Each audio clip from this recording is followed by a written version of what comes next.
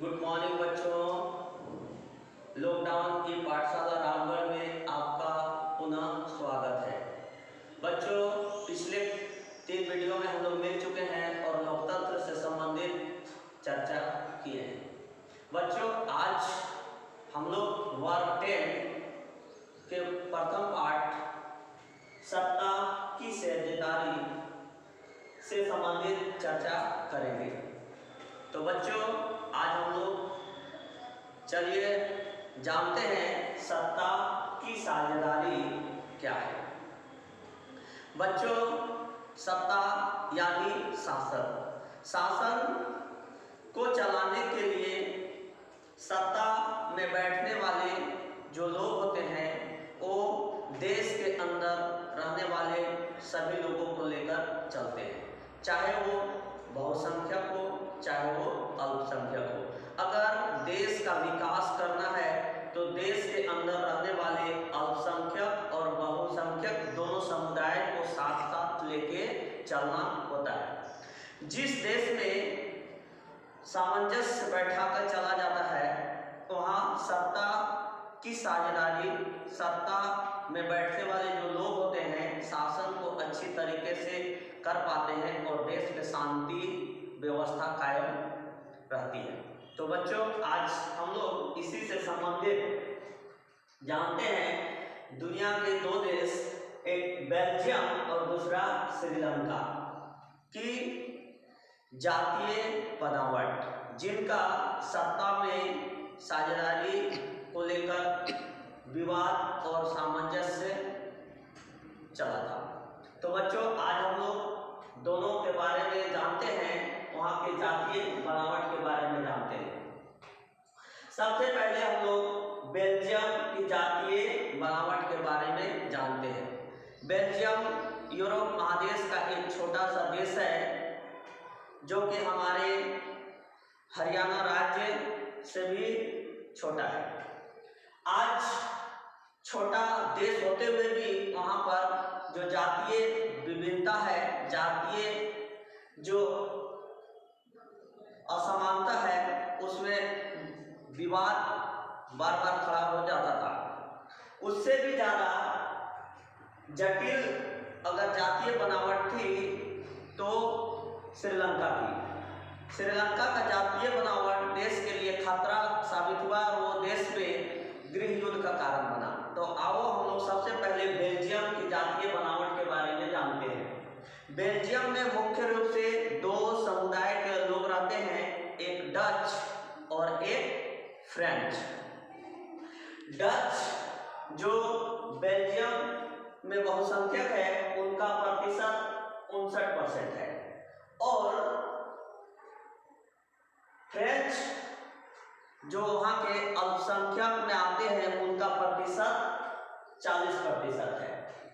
अब देखिए कि बेल्जियम में डचों और फ्रेंच के बीच हमेशा विवाद चल रहा था, लेकिन वहाँ के राजनेताओं ने सत्ता की साझेदारी में दोनों पक्ष को लेकर चलने की वजह से बेल्जियम लोकतंत्र के लिए आदर्श बन गया और दोनों समुदाय मिलजुल कर शासन करने लगे। आपसी समझदारी की वजह से बेल्जियम जो है लोकतंत्र के लिए आदर्श सिद्ध हुआ और वही आपसी समझदारी के अभाव में श्रीलंका लोकतंत्र के लिए कलंक साबित हुआ। बेल्जियम की राजधानी ब्रुसेल्स में अगर जातीय विविधता देखेंगे तो बेल्जियम की राजधानी ब्रुसेल्स में बहुसंख्यक फ्रेंच है जिनका प्रतिशत 80% है और अल्पसंख्यक डच हैं जिनका प्रतिशत 20% है। इस तरह से वहाँ जातीय बनावट जो है बड़ा जटिल है, लेकिन वहाँ के राजनेताओं ने ऐसी शासन व्यवस्था को आगे बढ़ाया जहां अल्पसंख्यक और बहुसंख्यक दोनों समुदाय आपसी सोच समझदारी दोनों की सहमति से सरकार चलने लगी और यह लोकतंत्र के लिए कल्याणकारी सिद्ध हुआ, लोकतंत्र के लिए आदर्श सिद्ध हुआ। और जब यूरोपीय संघ बना तो उसका जो मुख्यालय बनाया गया वो बेल्जियम की राजधानी ब्रुसेल्स में रखा गया, स्थापित किया गया। तो बच्चों, अगर सत्ता में अल्पसंख्यक और बहुसंख्यक दोनों समुदाय को साथ लेकर बढ़ा जाता है, दोनों के हित में कार्य किया जाता है, तो वह लोकतंत्र के लिए बहुत ही लाभकारी सिद्ध होता है और शासन व्यवस्था ठीक से चलता है, देश में शांति बहाल कायम रहती है। अब इसके विपरीत हम लोग देखते हैं श्रीलंका, जो कि एशिया महाद्वीप का एक छोटा सा देश है और यहाँ की जातीय बनावट भी जटिल है। यहाँ मुख्य रूप से सिंहली और तमिल रहते हैं। सिंहली जो कि यहाँ के बहुसंख्यक है का प्रतिशत 74% है और श्रीलंका में अल्पसंख्यक तमिल हैं जिनका प्रतिशत 18% है। अब वह 18% में 13% श्रीलंका के मूल तमिल हैं, श्रीलंका में रहने वाले वहाँ के शुरुआती दौर से रहने वाले तमिल हैं और 5% भारतीय औपनिवेशिक कालीन बगानों में काम के लिए गए हुए श्रमिकों के वंशज है। यानी तमिल जो कि 18% है, उनमें 13% श्रीलंकाई मूल तमिल हुए और 5% भारतीय तमिल हुए। अक्सर देखा गया कि श्रीलंका में तमिल और सिंहलियों के बीच में विवाद बना रहा।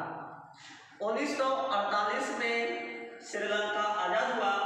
आजाद होने के बाद सिंहलियों की सरकार बनी और वो अपनी भाषा को राजधर्म घोषित किए।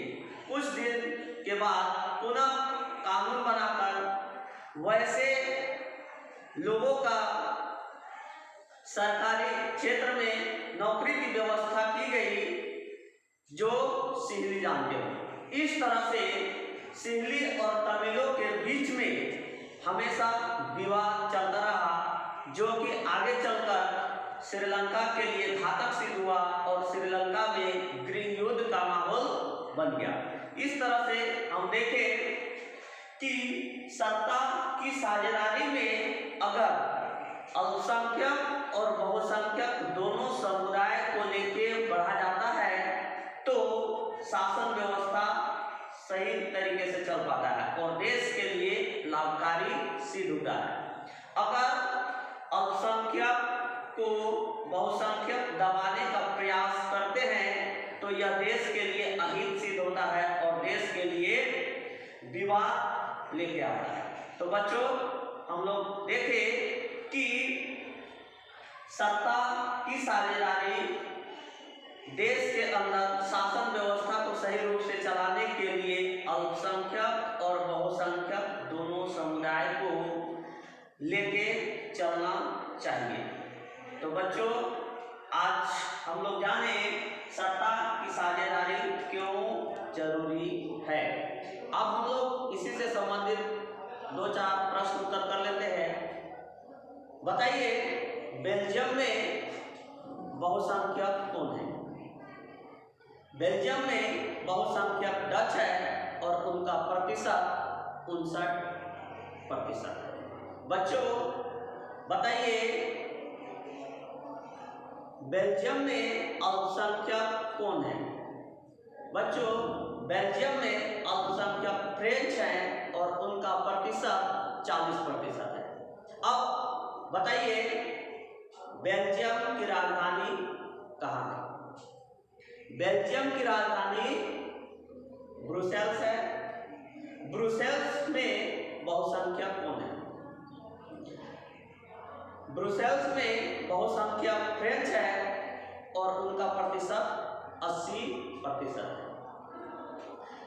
ब्रुसेल्स में अल्पसंख्यक कौन है? ब्रुसेल्स में अल्पसंख्यक डच है और उनका प्रतिशत 20% है। अब बताइए श्रीलंका कब आज़ाद हुआ? श्रीलंका 1948 में आज़ाद हुआ। श्रीलंका में बहुसंख्यक कौन है? श्रीलंका में बहुसंख्यक सिल्ली हैं और उनका प्रतिशत 74% है। बच्चों बताइए श्रीलंका में अल्पसंख्यक कौन है? श्रीलंका में अल्पसंख्यक तमिल है और तमिलों का प्रतिशत 18% है। 18% में श्रीलंकाई तमिलों का प्रतिशत क्या है? श्रीलंकाई तमिलों का प्रतिशत 13% है। अब बताइए भारतीय श्रमिकों के वंशजों के प्रतिशत क्या है? तो भारतीय तमिल श्रमिकों के वंशजों का प्रतिशत 5% है। तो बच्चों इस तरह से हम लोग जाने बेल्जियम और श्रीलंका के जातीय बनावट और वहाँ की शासन व्यवस्था में अल्पसंख्यकों और बहुसंख्यकों को अगर लेके चला जाता है तो क्या स्थिति होता है, और अगर दोनों में असमानता देखी जाती है तो स्थिति क्या होता है। तो बच्चों आज के लिए इतना ही, और हम लोग पुनः मिलेंगे अगले वीडियो में जहां सत्ता की साझेदारी के स्वरूप के बारे में चर्चा